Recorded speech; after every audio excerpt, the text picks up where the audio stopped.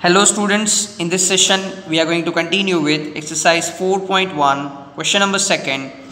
Represent the following situations in the form of quadratic equations. तो student हमें यहाँ पे कुछ प्रैक्टिकल लाइफ सिचुएशन दी है जिनको हमें क्वाड्रेटिक इक्वेशन में के फॉर्म में कन्वर्ट करना है। ठीक है, अब ये याद रखना है कि क्वाड्रेटिक इक्वेशन के फॉर्म में सिर्फ कन्वर्ट करना है, इसका सॉल्यूशंस फाइंड नहीं करने हैं। ठीक है, so be careful about that. तो फर्स्ट सम जो है वो है the area of rectangular plot is 528 metre square. The length of the plot in metres is 1 more than twice its breadth. We need to find the length and breadth of the plot. एक rectangular shape का plot दिया हुआ है जिसका area 528 metre square है।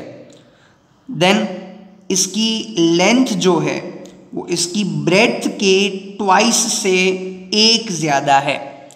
Length जो है वो ब्रेड्थ के ट्वाइस से एक ज़्यादा है।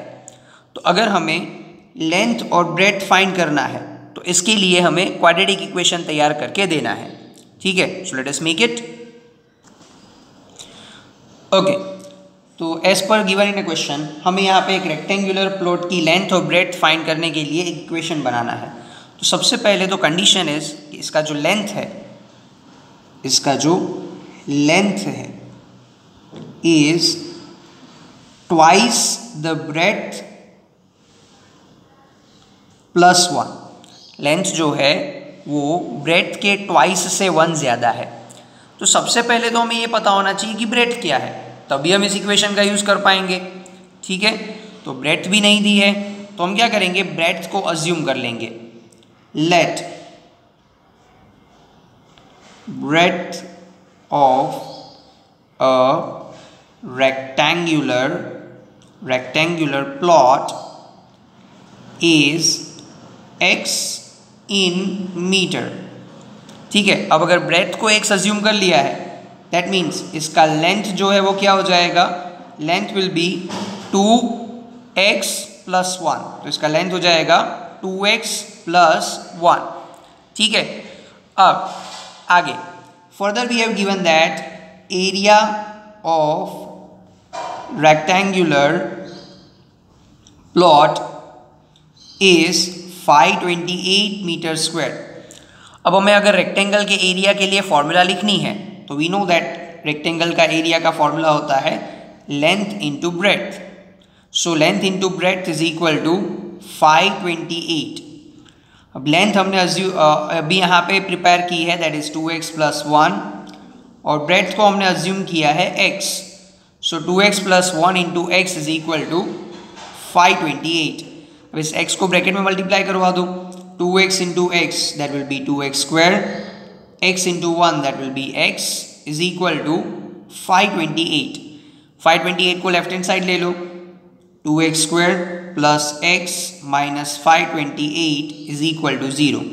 अब हम इसके फैक्टर्स फाइंड करके जब हम x की वैल्यू निकालेंगे तो हमें लेंथ और ब्रेड्थ जो है वो मिल जाएगी। लेकिन हमें इस क्वेश्चन में फाइंड नहीं करना है, हमें बस यहाँ तक ही सॉल्व करना है। So this is our final answer. Clear? Next is some number 2. The product of 2 consecutive positive integers is 306। We need to find the integers. Student हमें यहाँ पे क्या कहा है कि किसी भी 2 consecutive पॉजिटिव इंटीजर्स का प्रोडक्ट का मतलब होता है मल्टीप्लिकेशन, 306 है। तो हमें फाइंड करना है कि ये इंटीजर्स कौन से है। ठीक है, so student as per given in question हमें 2 कंसेक्यूटिव पॉजिटिव इंटीजर्स के साथ डील करना है।